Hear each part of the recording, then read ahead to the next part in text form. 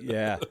Oh, that's great. Yeah, and it's funny when you're kind of chafing against productivity. A peeve of mine of late. It's been the last few years, I think, and I'm especially sensitive to it because I was equally obsessed myself, and it was kind of like this notion of it actually stems on productivity also about like morning routines and like being obsessed with other Hmm. people's morning routines. I think Tim Ferriss really kicked this off probably 2014 Absolutely. ish, and like I was like always into that. Like, oh, how are these successful people spending the first 90 minutes of their day? And then eventually I was just like, dude, like it doesn't matter. Like, why are you obsessed with this? You're not gonna necessarily manifest your vision for yourself because you're gonna like take Ramit Sethi's what he drinks in the morning. It's like, okay, by all means have yourself a morning routine, but like I don't know, just figure it out on your own. Like, don't use other people's, because if you read the comments for any of those things, if someone, be it Austin Kleon or Ferris or whoever, if they post something, someone will all invariably in the comments be like, well, what brand of such and such do you use? And it's like, who cares? It What really protein shake do annoys you me. use in the morning? Exactly. What Right. what protein? What pen do you use? What I'm like, who gives a Exactly. shit? Right. Right. Like, so you're about to get me on a rant because it's the thing with it's a Stephen King example, which you Yeah. probably already know this, right? That story where it's like he's like, if one more person comes up to me during a writer's conference when I'm signing books or whatever and asks me what kind of number two pencil I use, if somebody asks me, like, I'm gonna stab him in the throat. Like Yeah. I'm paraphrasing Stephen King. Sorry, Stephen. I'm paraphrasing him, but it's the same energy where it's just like, it doesn't matter. But you don't need that fancy stuff. You just need to start. Again, back to Stephen Pressfield. Like, you just need to start. And I love that you brought this up where we're so obsessed with the productivity and doing it, quote unquote, the right way, that we don't do anything at all. And then we're wondering why we haven't accomplished anything. Real productivity is starting where you are. That's real productivity. It's not any fancy trick. It's no Jedi mind games or anything. It's just you starting. And so I think about that a lot where when you're approaching a new thing, that's probably one of the reasons why I did the Bring Your Worth TV show and have done new things in several years, is that when you approach something new as a creator, we so want to get it out, get feedback, hit it big.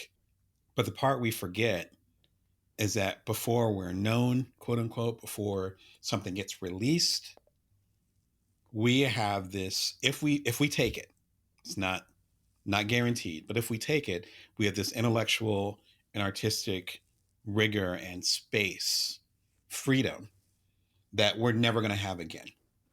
Now that I have 18,000 subscribers, then I'm never going to have the freedom again that I had in the previous 2.5 years. And so, you know what I mean? So enjoying that toil. And I mean, when you're broke or when you're not getting recognized, yes, it can suck. I've been there multiple times. You got my sympathy. And at the same time, you have this rare space to create. So if you're in that situation, and we've been in those situations before multiple times, both you and I, if you're in those situations, it's just like you have to remember that you might be, quote unquote, being a starving artist right now, but you also have this artistic freedom that once you, quote unquote, hit it big or get recognition, then suddenly the obligation changes. And then suddenly you're like, oh, okay, I have to create now. And that second guessing and, like you said, that fraud energy, it's not going to get smaller when you, quote unquote, hit it big. It's going to get bigger. And Yeah. so it's kind of that time Yeah. to work on your craft and work on your shit now. I feel fortunate and excited for people who are just getting started or who haven't, quote unquote, hit it big yet, because that means you still have time and you're in that liminal space that will absolutely end. Oh, for sure. And then the using that obscurity to your advantage is great because at this point, if let's say this podcast goes and it's in that sphere of long form and every episode would get hundreds of thousands of downloads, I could handle it now. Like, I wouldn't be scared of that or blocked by that. I'd be like, oh, cool. I've been doing this for 10 years. I kind of know what I'm doing. People who come to the show, they know what they're in for.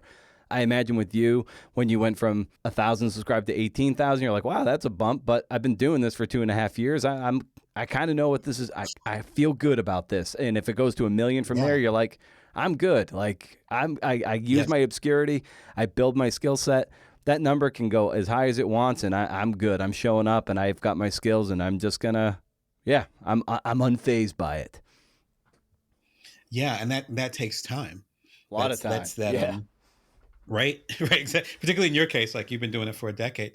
Like that, you again, you have your reps, you have your routine, and so it doesn't change you. And a lot of the people that I coach, I'm helping them get to that point where it's like we want the fame, or at least the recognition. I think, what's the term, locally famous? I forget the term, but basically, being well known within the writer community, me being well known within the side hustle community, like whatever the case may be. Like we want that. We want that now. In a lot of cases, that's why we do things. But if you can change that motivation a little bit and be like, I'm going to work on the craft of whatever I'm doing. Or in our case, work on our craft and then work on the craft that talks about the craft since we do media. So it's like, I'm an entrepreneur and doing all these other things. And I'm also talking about entrepreneurship in a medium, working on those two crafts at the same time in our cases, and just doing that. And that requires patience. That requires knowing why you're doing it. And as again, that's why I love the conversations in your newsletter recently.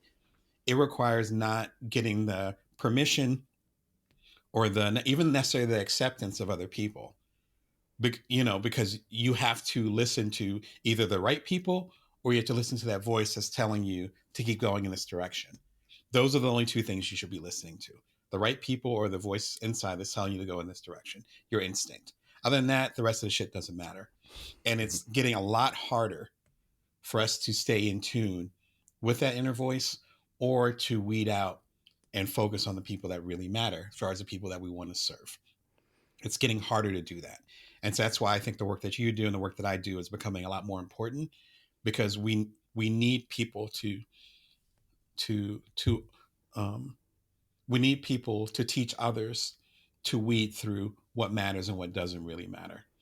And if you're going to show up consistently, my God, for a decade, like you have to know why you're doing it. Oh, for sure.